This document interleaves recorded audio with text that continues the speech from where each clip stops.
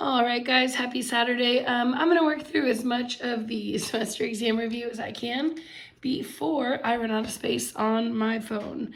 So let's take a look at number one. I am using the packet that I started in 7th period yesterday.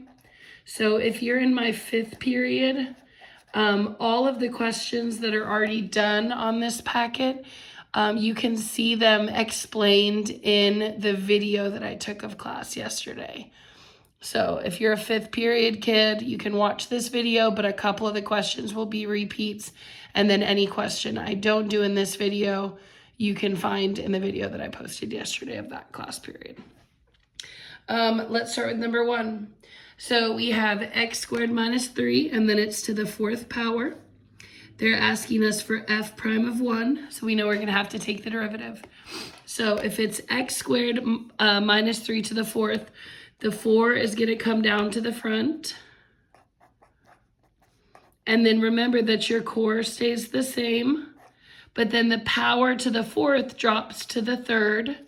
And then I multiply by the derivative of the middle, x squared minus 3, the derivative of that is 2x. Okay, then if you want to, you can times the 4 and the 2x and say, okay, well then f prime of x is really 4 times 2 is 8x, x squared minus 3 cubed. Okay, now that's the slope at any x value that I want, at any x value. Okay, but they're specifically asking me for the slope at 1. So then all I would have to do is plug in a 1 to that formula. So f prime of 1 equals, I'd have 8 times 1 here is 8, times 1 squared minus 3, that'd be a negative 2.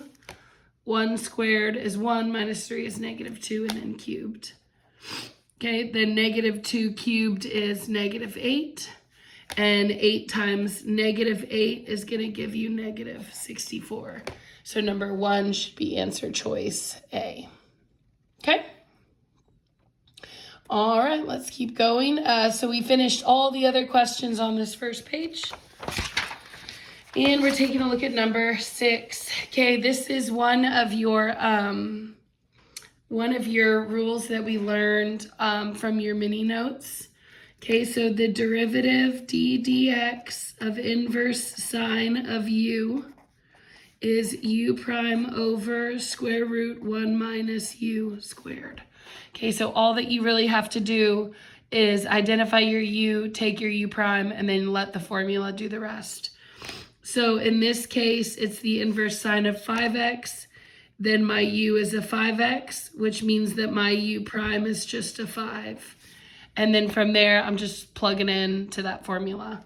So my u prime on top is going to be a 5 over square root 1 minus, and then my u is a 5x squared.